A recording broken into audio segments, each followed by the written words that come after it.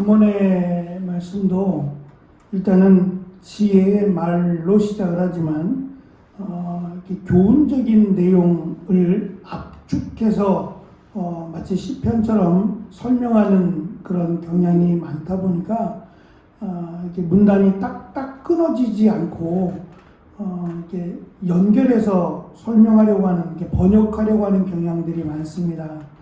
그래서 자칫 이 짧은 문장을 이해하기 어려운 여러 가지 문구들을 넣다 보니까 문맥이 잘 이어지지 않는 경향이 있어서 조금 아쉬움을 남기기도 합니다. 지혜자인 솔로몬은 계속해서 이 음녀의 유혹의 무서움에 대한 경고를 권면을 합니다. 음녀는 온갖 호리는 말, 넘어뜨리기 위한 목적으로 말을 유혹을 합니다. 여러 가지 고운 말이라고 설명하는 이 말의 문자적 의미는 많은 말 또는 많은 가르침입니다. 지혜자가 젊은이를 지혜로 가르치고 있듯이 음녀는 젊은이를 어리석음으로 가르치고 있다라고 하는 대조적인 표현을 사용합니다. 음녀는 젊은이에게 온갖 달콤한 말들을 하지만 사실은 그를 잡기 위한, 유혹하기 위한 미끼에 불과하다라는 겁니다. 어리숙한 젊은이는 아랑곳하지 않고 음녀를 따라갑니다. 그도 여기에 대한 관심을 갖고 또 무언가를 기대하고 찾아갔기 때문에 음녀의 지금 하고 있는 말에 대해서 부정적이지 않다라는 점입니다.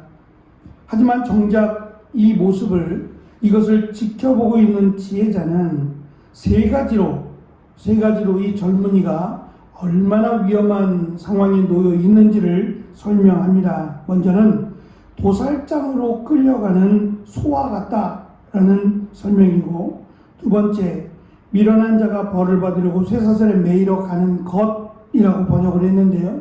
70인역에서는 이 번역을 덫에 걸려든 사슴으로 번역을 합니다.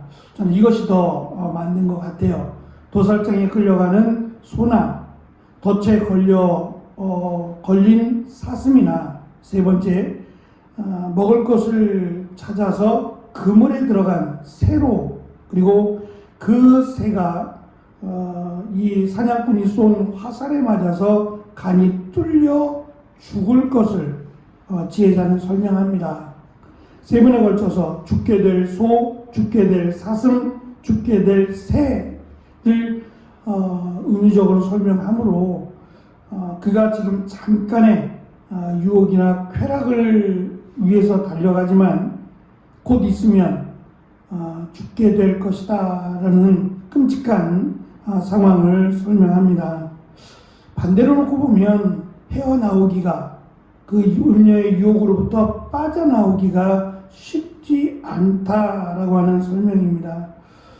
어떤 면에서 지금 이 설명은 솔로몬의 경험이나 또는 그 당시의 상황을 놓고, 지금 솔로몬이 다스렸을 그때가 타락의 도를 좀 넘어선 다윗의 때는 전쟁의 시대였다면 솔로몬의 시대는 평화의 시대였습니다.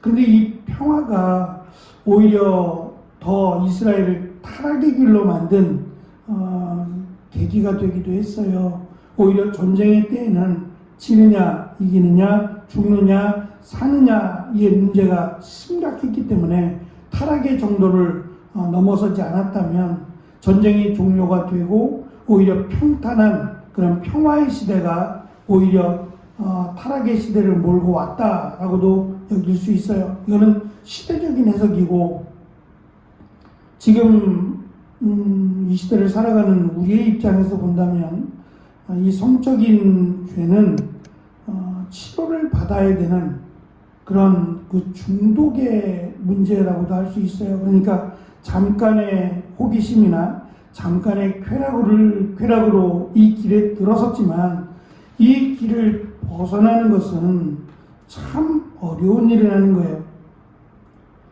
왕왕 잠잠할 만하면 다시 그 브라운관에 드러나는 것이 이 마약입니다. 이 마약의 중독이 얼마나 무서운지, 왜 저렇게까지 마약을 그냥 보도된 자료는 한 부분에 지나지 않을 거예요. 보도가 될 때까지에 이를 정도라면 저는 심각하리라고 생각을 해요. 문제는 이것을 끊고 제자리로 돌아오기가 쉽지 않다는 거죠. 그만큼 무섭다는 거예요. 이 마약의 중독이 그 사람의 인생을 바꿔버릴 정도로, 참, 여기까지 올 정도로 얼마나 많은 시간과 노력이 필요했을까. 그런데 그것이 한순간에 무너져 버리잖아요. 그러니까 그럴 정도로 이 마약에 대한 이 심각함이 크다는 거죠. 마치 성중독도 그와 같아서 한번 발을 떼면 그냥 평상시에 내가 잘못했네, 내가 실수했고 다시는 그러지 말아야지 라고 하고 돌아설 수 있는 문제가 아니라는 거예요. 정말 끊기가 오죽하면 도살장에 끌려가는 소로 비유하겠느냐 말이죠. 지혜자는 재미를 찾아 나섰다가 죽음을 맞이하게 된 어리석은 자의 이야기를 마무리하면서 다시 마무리하는 24절에서 27절까지 다시 한번 지혜자의 권면을 하고 여기에 이르지 않기를, 그러니까 이런 어리석은 길에 빠지지 않아야 함을 마지막으로 한 번 더 강조를 합니다. 26절부터 27절에서 지혜자는 음녀의 연관에서 4개의 죽음의 이미지를 설명합니다. 첫 번째는 음녀는 이미 많은 사람을 상하게 하고 엎드러지게 했다는 거예요. 과거에도 그랬고 지금도 그렇고 앞으로도 그 길을 계속해서 갈 것이라는 거죠. 그러니까 이 음녀를 되돌이켜서 바른 길로 가려고 하지 말고 젊은이들에게 그를 피하라고, 그를 가르치려 하지 말고 그를 피하라고 설명을 합니다. 두 번째는 음녀에게 죽은 자들이 허다하다는 거예요. 그러니까 이것이 단순한 가르침이 아니라 이미 체험적인, 그리고 많은 믿음의 선진들 또는 지혜자들이 가르쳐 왔다는 거예요. 그러니까 여기에 넘어져 죽은 자들이 많다라고 하는 것을 지금 강조합니다. 세 번째, 음녀의 집은 무덤의 길이고 음녀의 방은 사망으로 내려가는 길이라고 하는 것을 강조하므로 근처도 가지 말라는 거예요. 생각도 하지 말라는 거죠. 단순한 호기심의 문제가 아니라 이것이 젊은이들의 인생을 뒤바꿀 만한 그런 무서운 죄악의 길이다라고 하는 것을 지금 설명합니다. 정말 오죽했으면 솔로몬이 다스렸던 시대에 이 창녀라고 하는 직업이 생겼을까라고 하는 점도 우리가 생각해 볼 만합니다. 그것을 막기 위한 솔로몬 나름대로의 특단의 조치가 아예 그냥 창녀라고 하는 직업을 인정해버린 것. 근데 그것은 성경적이 아닙니다. 솔로몬은 자신의 지혜로 이 문제를 해결하기 위해서 창녀라고 하는 직업을 허락은 했지만 하나님은 허락하지 않았어요. 결국 그것은 지혜로운 선택이 아니었어요. 오히려 하나님 말씀대로 솔로몬부터 자기부터 하나님 말씀대로 살았다면, 물론 여기에는 많은 어려움이 있었을 것이고 또 어떤 솔로몬이 갖고 있는 이 입지가 흔들렸을 수도 있어요.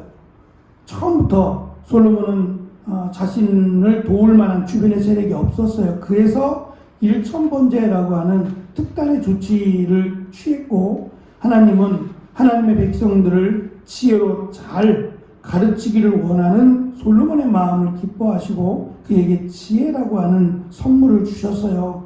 그런데 그 지혜를 하나님의 말씀대로가 아니라 자신의 지혜대로 세우려고 했던 것이 어리석은 일이었어요. 그러니까 솔로몬이 지혜로웠기 때문에라고 하는 설명은 저는 맞지 않다고 봅니다. 지혜로웠다면 하나님 말씀대로 자기가 어려움을 겪을지라도 심지어는 왕의 자리를 내려놓더라도 하나님 말씀에 힘써서야 해요. 어찌됐든 간에 이런 그 음녀라고 하는 이 타락의 길을 걷는 사람들을 인정할 수밖에 없었는지는 모르겠지만 그것 자체가 하나님이 원하시는 나라의 모습은 아니었다는 생각을 갖습니다. 지혜자가 지나치다 싶을 정도로 이 음녀를 피하라고 음녀의 길이 사망에 이르는 길이라고 강조한 것은 이 음녀가 인도하는 그 길이 자신이 가르치고 있는 생명의 길이 아니라 죽음의 길이기 때문입니다. 그만큼 심각하고 또 무서운 죄가 젊은이들의 인생에 걸림돌이 되기 때문에 이 부분을 지금 계속 강조해서 지혜자의 말로 시작하는 잠언에서 아주 두드러진 주제로 설명을 하고 있습니다. 젊은이들뿐만 아니라 이 시대를 살아가고 있는 우리도 조심하고 정말 주의해서 들어야 될 말씀이 아닌가 싶어요. 이 문제는 단순히 나의 문제만이 아니라 가정을 깨는 그런 문제이기 때문이기도 합니다. 두 가정 가운데 지금은 50%가 이혼을 한다고 해요. 그러니까 10쌍이 결혼하면 5쌍은 이혼한다는 얘기죠. 그 이유가 단순히 먹고 살기 위한 또 생활의 문제 그것만은 아닐 겁니다. 이 성적인 문제가 분명히 그 안에 내포되어 있다고 생각합니다. 건강한 가정, 또 거룩한 가정을 세워가는 일에 우리가 하나님 말씀을 기준으로 조금 더 힘쓰고 또 하나님의 말씀을 벗어나지 않기 위해서 노력하는 우리 자녀들과 또 우리의 가정들이 되어지기를 축원합니다. 기도하겠습니다.